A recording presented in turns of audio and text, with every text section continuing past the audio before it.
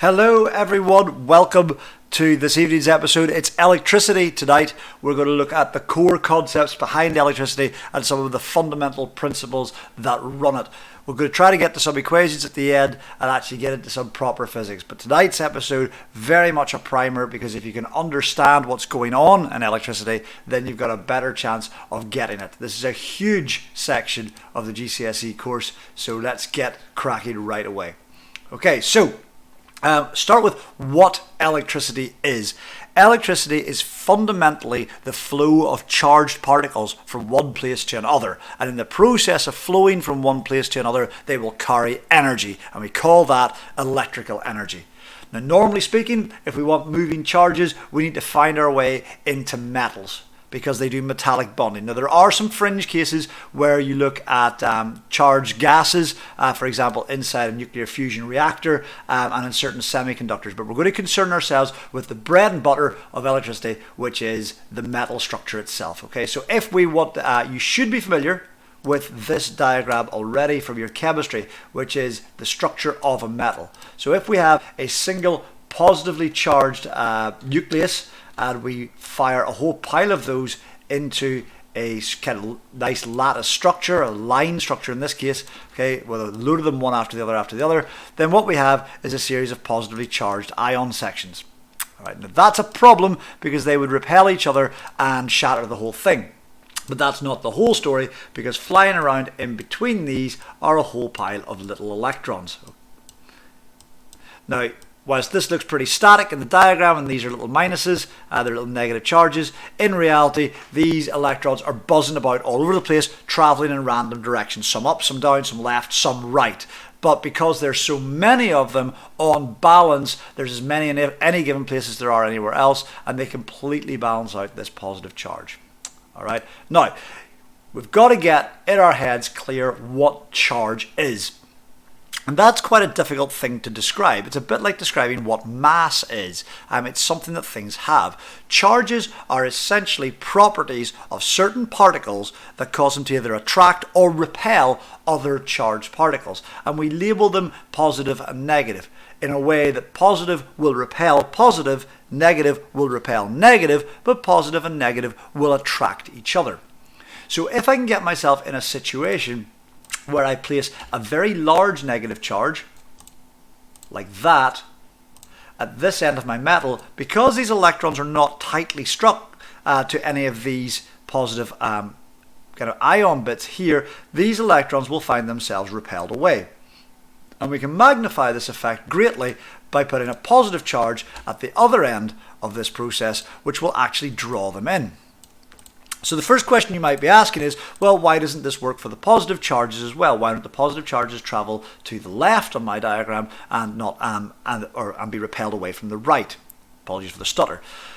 Okay, so the reason for that is that your atoms and your ions inside the lattice, inside the metallic bonding structure, are pretty much fixed in place. They're able to vibrate back and forwards, kind of around a fixed position, but they're not able to move themselves independently from one place to another. So the electron can travel the whole distance along here, assuming it doesn't get hit by anything along the way, whereas the ion itself cannot. So yes, it may be attracted a little bit here, but it's only going to go here, and it's still going to vibrate about anyway. So there's not any great change there. All right, so I hear you cry, well, wait a minute, in this situation, wouldn't the electrons all just end up traveling this way? And that's true, but remember the electrons hate each other and they're repelled by each other. So once you get to a certain kind of crushing effect on this, the electrons that bunch up here will prevent further electrons traveling into here, and you end up with like a positive end here and a negative end here. And that would be the end of the story if this was just what was happening. But what we're going to do is we're going to engineer the situation into a loop. Right, so what we're going to try and do here is imagine that we have a little box, and we're going to fill that box in white for reasons that will become clear in a moment. All right, and we're going to put one end of this box being highly negative and one end of this box being highly positive. All right, and we're going to arrange our electrons or wire in some form of loop. So let's do it as a circular loop because that makes life a little bit easier. All right, and we'll send that to the back. Okay, so it looks like it's traveling in and around through this. So my little electron, which we'll do as a little blob here. Okay, so my little electron is going to be repelled away from the negative, travel around here, and run into the positive. Okay. Now what we've got to remember though is that this is not the only electron in the whole system, that the actual entire wire is filled with electrons, so many electrons that counting them would be a complete waste of time. But if you began counting them, even in a relatively small bit of wire, only a few centimeters long, if you were counting them one at a time, you would not actually be able to count them before you die. And that's assuming that you start counting the moment that you're conceived and that you count at a rate of about 10 of them a second. You'd get nowhere even close to how many there are. So it's a mind-bogglingly large number. All right. Now, this presents your first problem, that this electron is repelled and wishes to go here. But remember, this is negative as well and doesn't want this electron coming to it. So as this approaches it, that repels the next one along, which repels the next one along, which repels the next one along, which repels the next one along, and so forth. Okay, until this one gets sucked back into our little system, dragging this one with it. Now, you would think that's the end of the story. But because of the fact that this one is continuing to be drawn in, it continues to push this through, and this gets driven through our little system. So this bit here actually behaves a little bit like some form of water wheel. And that's a pretty good way of describing a power source. That imagine that this is like some form of pump, and as the electron, and it spins and spins and spins, pushing the electrons through as they come by. Okay, so they go pump, pump, pump, pump, pump, pump, pump, and round and round and round they go. Right. Now with a little bit of jiggery pokery here, grabbing stuff, what I should be able to do is show you how that works. Okay.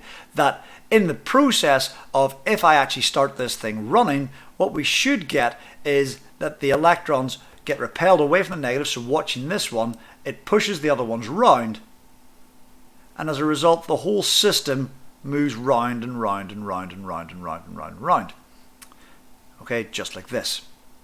Now what you will notice is that we're not using up any electrons, they're just being cycled through our little pump and then pushed out around the other side. Right, this seems like a pretty stupid thing to do.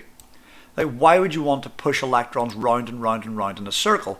But the idea here is that if I have these electrons moving round and round and round in a circle, they have some form of energy. And what I can make them do is, if I put another little water wheel here, and unfortunately my animation skills are not up to the task on this one, but let's imagine that this little water wheel is sitting here and is not in any way powered itself, it's just sat there. So let's just sit this here, that as I pump these round and round and round and round, each electron strikes the water wheel on the way through, bumping it along and turning that wheel down there. And that's what this is all about. Electricity allows you to take energy inside here. This is some form of power supply containing chemical energy or some form of moving energy that we have from a power station, takes it along a little journey on a wire, and that wire can be several kilometers long, and then redistributes that energy to something else entirely, for like example a light bulb or your computer or whatever it is that you're trying to power with it. Okay, so electricity in a lot of ways is just the ability to transmit energy from one place to another. Okay, and that's the purpose of electricity. Electricity doesn't do anything. Right? If I gave you a bag of electrical energy, it would be useless to you. What you want from that bag is that you want to be able to take it, turn it into something else useful, turn it into light energy, heat energy, sound energy, movement energy, whatever it is that you want out at the other end. And that's the core principle behind electricity. All right. Now, like I mentioned before, this whole thing is done with moving electrons. And counting the number of moving electrons is extremely difficult. So instead of counting individual electrons, we count groups of electrons. Okay, that instead of this representing one electron, this represents an absolute brick ton of electrons. Right? There's piles of them in here. A bit like counting individual donuts in a donut factory is a waste of time. Especially if you're selling them as packaged donuts. What you do is you count them in packs, or you count them in dozens, or you count them in crates. That makes more sense. You can multiply it up later if you super need to, but realistically, you're probably okay with going one crate, 2 crates, 3 crates, with each crate containing like 400 donuts, and that sounds amazing at this time of night. The grouping that we use to call this in physics is we call a group of electrons a coulomb. And a coulomb is a set number of electrons. Now, it's not on the GCSE course to know that, so we're going to skip that for later, but at A level you will have to do calculations with that. Alright? And that is, a group of electrons is a coulomb. And a coulomb is what we describe as the measurement. This is the measurement for charge.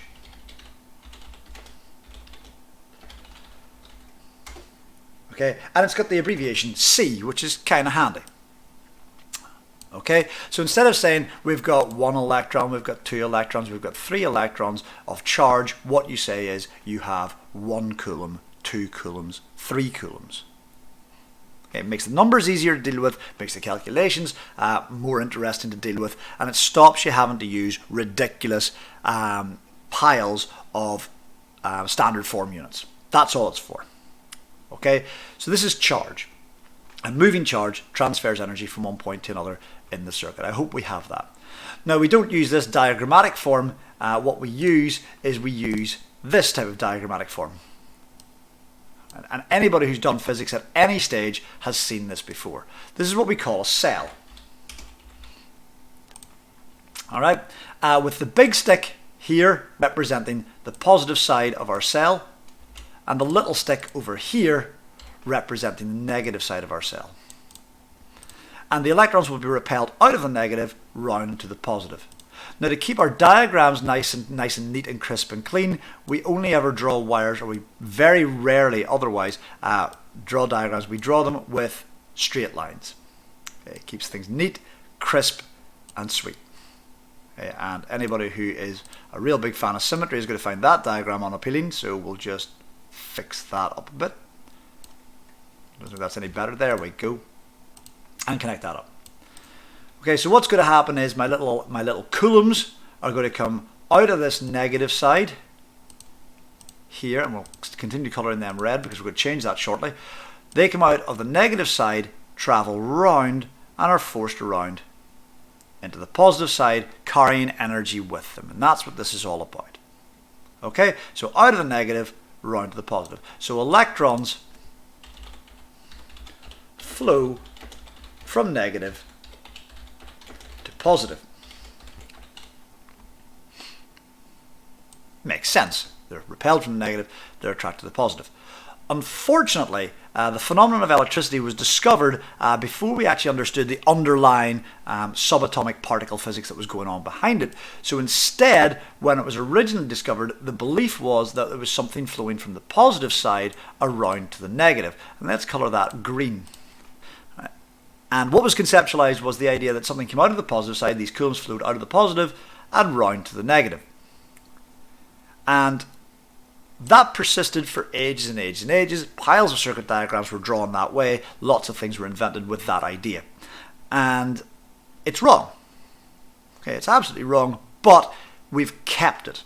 And the reason we've kept it is because it would be a real pain to actually fix. And it doesn't matter. Now, I know you say, wait a minute, it does matter. It matters that electrons flow from positive to, or from negative to positive. How can you possibly have something flowing from positive to negative? Well, think about it this way. If you go and take money out of your bank account, all right, and let's say you had £20 in your bank account, you take out a tenner. Okay, you're left with £10 in your bank account. So what you could say is £10 has come out of your bank account. Or what you could say quite accurately is that negative £10 has moved in, or that £10 of debt has moved in. Fundamentally, the result is exactly the same. And this is what's going on here. We've kept this notion because the thought of something moving from positive to negative is exactly the same as something moving from negative to positive. The fact is that it's something moving, and that moving thing is carrying energy, and since energy isn't a vector, it doesn't matter. It doesn't matter about the direction of flow, it just matters that energy is arriving. Okay, so this movement of green stuff around here from a coulomb travelling round like this, we call conventional current. And that is generally referred to just as current. So conventional current, and by the word current we just mean electricity at this stage, conventional current flows from positive to negative. And from here on in, we're going to just assume that. We're going to assume that when I'm talking about the flow of electricity, we're talking about the flow from positive to negative, because it makes no difference, but keep in the back of your mind that the actual electron flow is in the opposite direction. Okay, so at the minute we've got what's called a circuit. That circuit is filled and filled and filled with coulombs upon coulombs upon coulombs of charge. And this would take forever to populate this diagram, but it looks like this, with one coulomb overlapping the other coulombs, because remember, electrons are pretty densely packed. So point one here is that if I move this one, that cannot be done without moving this one, this one, this one, and this one simultaneously. All right, this one can't move before this one does. So when they move, they all go together. Ideally not with the wire. Let's try that again, shall we? They all move together. All right. So that means if this is all filled, all of the circuit moves, or all of the coulombs in the circuit move together. Go back to our little circle diagram and we see that that's true. That when one moves, like this one here, as soon as it moves, all the others move with it. You cannot say that this movement originated anywhere. Right? That I could say that this is the first one to move, but I could say this one, this one, this one, this one, or this one was the first to move. There's no first position in an electric circuit. There is no start of an electric circuit. Right? As soon as electricity is flowing, it's flowing everywhere. That is a critical point in electricity. Okay, and it will become more important in later episodes as we discuss what's happening with voltage and current, and the kind of idea that it looks like coulombs know what's going on. They don't, they just experience everything at once.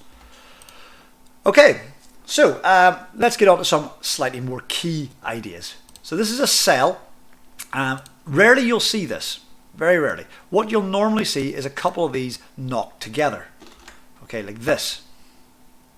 Or you'll see two of them knocked together with a dotty line down the middle. So let's get myself a little dotty line. Oh, not like that. We don't want that. We want just a regular line with some dots. Like this. Okay, a little bit like the dotty lines that you get in English that suggest there's stuff in between here, but we can't be bothered putting it in. And that's basically what's going on here. That this is one cell, two cells, three cells, four cells. It might be like 20 cells put together with a positive on this side and a negative on this side. Notice it goes big stick, little stick, little stick in order for it to be connected properly. All right. This is called a battery. Battery just means lots of things put together. Think of a battery of hens. That's lots of hens stuck in lots of little boxes all together. Don't buy battery hen eggs. It's ridiculously unethical. A battery of artillery is lots of artillery guns stuck together. Right? A battery is a battery of cells. We just don't call it that. And then what we put at the top of it is you maybe see something like 9 volts. And this is where things start to get interesting. Like, what does 9 volts actually mean? Well, 9 volts, when we talk about voltage, is we're talking about the amount of energy that we give or take from a coulomb as it passes through. Okay, so a little coulomb that's coming round positive through negative. This coulomb, as it travels through my battery and out the other side, will gain 9 joules of electrical energy. Okay, so this little guy's getting 9 joules. All right. He's carrying 9 joules, the next one gets 9 joules, the next one gets 9 joules, the next one gets 9 joules, and they run off on their merry way. And how they get their 9 joules is sort of like by a push. Okay, it's a bit like imparting kinetic energy to them. You just give them a 9 joule push and away it goes. Is that alright? I hope that's okay, just checking. Yeah, vegan propaganda, sorry Shane. Okay, so away we go. Round it goes. Eggs are great, just buy free range. Okay, so we've got 9 joules of energy attached to our little coulomb, and this leads to our definition of voltage, which is one of your questions on the worksheet that's linked in the description below. That voltage is equal to the amount of energy per coulomb, and that is expressed as an equation as V equals the amount of energy E divided by the amount of charge. Now, charge has the unit coulomb but gets the symbol in equations Q, which is unpleasant, and we're sorry about that. Okay, that V equals E over Q is a statement about what voltage is, and will become useful when we want to discover how much energy is actually being used in a circuit, because we now have an expression for energy. Alright, so if we wanted to know how much energy we had in total, we would probably want to know how many charges we have in total in order to work this out, because we know the voltage already, we just need to know the amount of charge. Now, figuring out the amount of charge is kind of difficult. It basically involves counting electrons that are going past. So imagine I stick myself here and I look at this point. What I would have to do is go 1 coulomb, 2 coulombs, 3 coulombs, 4 coulombs, 5 coulombs, and so forth. You just count them up.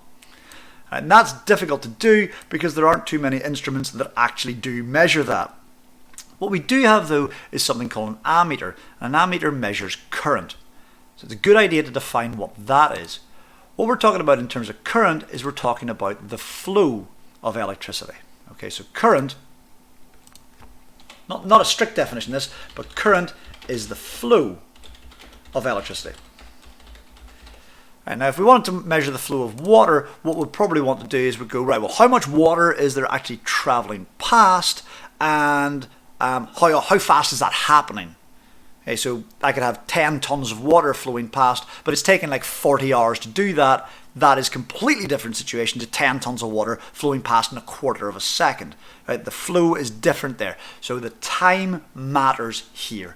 Okay, and that is the definition of current. The current is the number of coulombs passing a point in 1 second.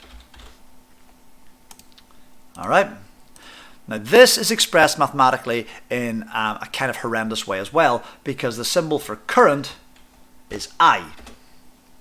Okay, think in terms of, it's like the electrical intensity, it's how intense it is, and it is, I think it's from the German for intensity that we get this. Okay, so the current is the number of coulombs passing by, so that'll be Q, divided by the amount of time that it's been going on. If I want to know how many things are happening in a second, I need to know how many there were and how long that's been going on for. So for example, say I had 10 coulombs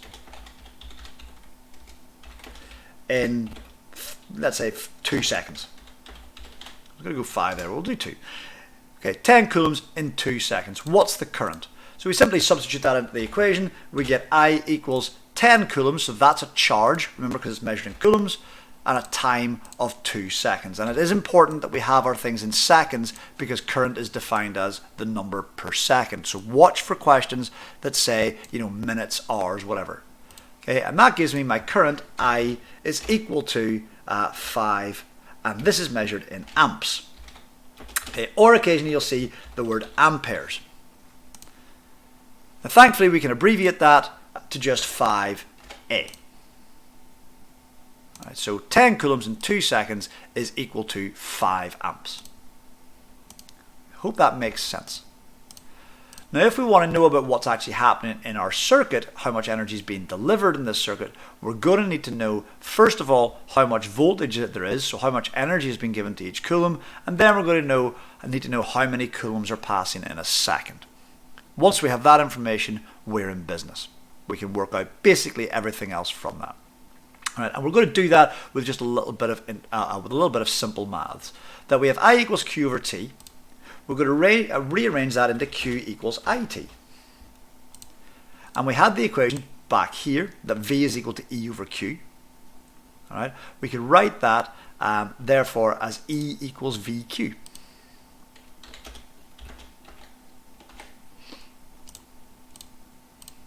All right, so the energy is the voltage times the charge, and the charge is the current times the time. Now the eagle-eyed mathematicians amongst you should see that this is Q and this is Q, so we could replace Q here with IT. And this would give me E is equal to V, which we already had, but instead of writing Q, we would write IT. Okay, that E equals VIT.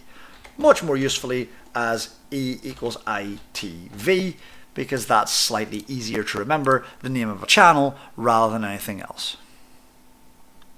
Happy? Especially for those of you that are currently tuned into ITV, this should come up as a useful thing. Okay, so let's take a couple of examples here. Let's imagine that we have some form of circuit. Okay, so let's go and grab a couple of things that I can copy and paste. We'll come back here actually and we'll just clear this out a bit. Okay, so let's imagine that I have this set up here and I'm going to stick a little light bulb here. Okay, so in order to get a light bulb, we need to fill this circle in white. Okay, so we need to learn our circuit symbols, and for a light bulb, it's simply a circle with an X through it. Okay, and we're going to have some current flowing out of this because we've got 9 volts, so something's pushing the electrons. So we've got electrons being pushed around here, so we'll get a red arrow. So our current is, remember, going from positive round to negative, and it's going to carry along here. All right, and what we're going to do here is we're going to tell you that I'm going to watch this point here. Doesn't really matter, I could watch any point. And at this point here, that we have 6 coulombs in 3 seconds. Right. And what I want to do is I want to find, first of all, I want to find the current. B, I want to find the energy supplied in 4 seconds. Easy. All right. So we want to find the current. Well, we're going to grab our equation, I equals Q over T, which will give me I equals the charge. I go and grab that from here. That's 6 coulombs. Divide it by 3 seconds. So the current is equal to 2. And remember, our current is measured in amps. So the current is 2 amps. Awesome. That's part A done. And you get 3 marks for that. 1 mark for the formula, 1 mark for the substitution, and 1 mark for the answer. For part B then, we want to find out the energy. Okay, so we either want that E equals V over Q, or sorry, V equals E over Q, and therefore that should be rearranged to E equals VQ. Or we can use E equals ITV. We have 2 competing equations. So which one do we want to use? Well, we want the energy supplied in 4 seconds. The question has given us a time, so it seems logical for us to reach for an equation that has time in it. So we're going to use E equals ITV here. Okay, so the energy equals the current, which we've just discovered was 2.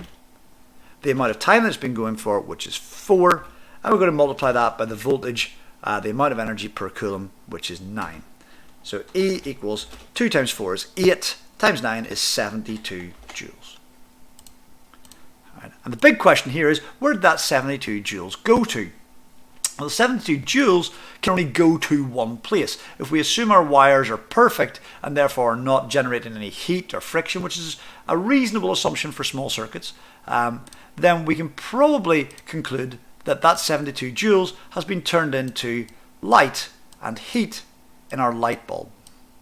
Okay, and this is a fundamental rule of circuit physics, that if you leave the battery with a certain amount of energy, okay, so let's say we leave here and this is carrying 9 joules of electrical energy,